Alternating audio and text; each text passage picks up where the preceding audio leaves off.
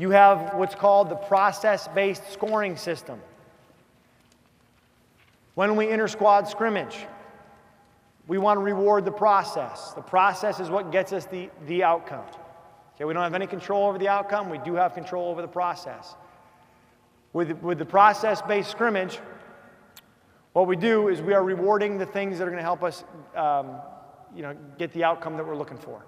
So for example, we'll start an inning with a runner at first base. Pitcher throws his 4 warm-up pitches. There's a runner at first base. We start with a 1-1 count. Hitter comes up. He's got to execute a sacrifice bunt. If he executes the sacrifice bunt successfully and the runner moves to second, we clear the bases. The hitter who put the bunt down successfully comes back and gets to hit again. If he doesn't put the bunt down, we clear the bases, and that guy loses his at-bat. Doesn't get to hit. Next guy comes up. So to start every inning, we have what we call a situational scrimmage. It may be first inning, sacrifice bunt. Second inning, runner on second, move him over. Third inning, runner at third base, 1 out, have to score him. And we keep track of those points on the scoreboard in the errors column. Once we clear the bases and we start the inning, we start it just like we would any scrimmage, nobody on, nobody out, or we may force the action a little more and say, hey, in inning 2, we're starting runners at first and third, 1-1 count. When I was at Cal State Fullerton as a grad assistant in 2002 and 3, I'd say 90% of the time that we were scrimmaging, we would not start 0-0, nobody on. 0-0 count, nobody on. There'd always be forcing the action, trying to make players uncomfortable so they can learn to be comfortable being uncomfortable. If you look at the process-based scrimmage, I believe you have that score sheet in front of you. Notice how there's different categories. This is great. I'm paying them to do that right now. They're doing a great job making that noise, challenging you guys to stay locked in. Right? I think when you use that same thing when you're talking to your team, you've taught them the 30-second drill. All of a sudden, if you're in a classroom talking to your team and someone walks in the door, how many of you would say half the heads in your room are going to turn around and see who's coming in? Right?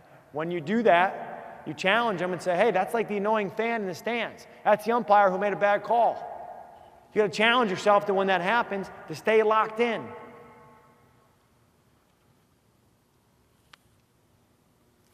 All it is, gentlemen, is it's recognizing where your mind's at, recognize when you get distracted, boom, bring it back into that next minute, bring it back into that next moment, that next pitch.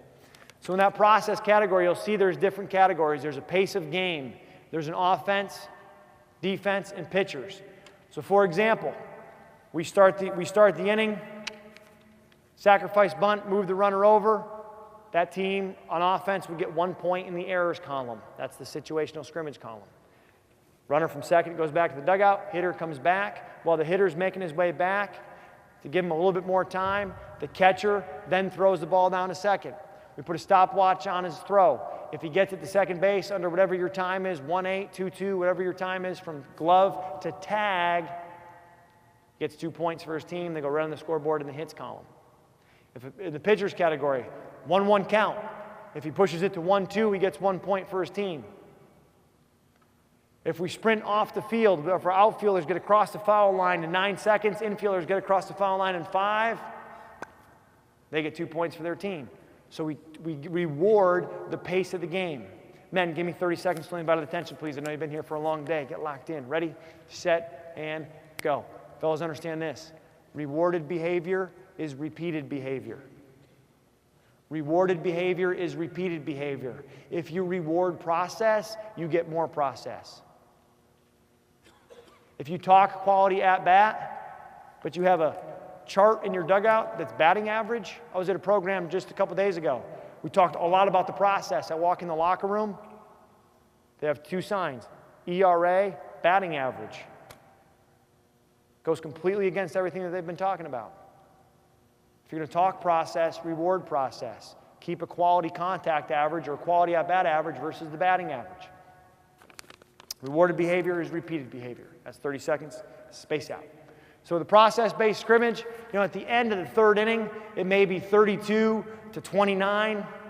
Nobody's touched home plate yet, but they're playing the game fast. They're playing the game the right way. They're playing the game with a process. See, everybody talk about, we got to play baseball hard. I used to say, we got to play the game hard. I don't think you play the game hard. Football, you play hard, you finish a tackle. Lacrosse, you play hard, you finish a check. Baseball, you play fast.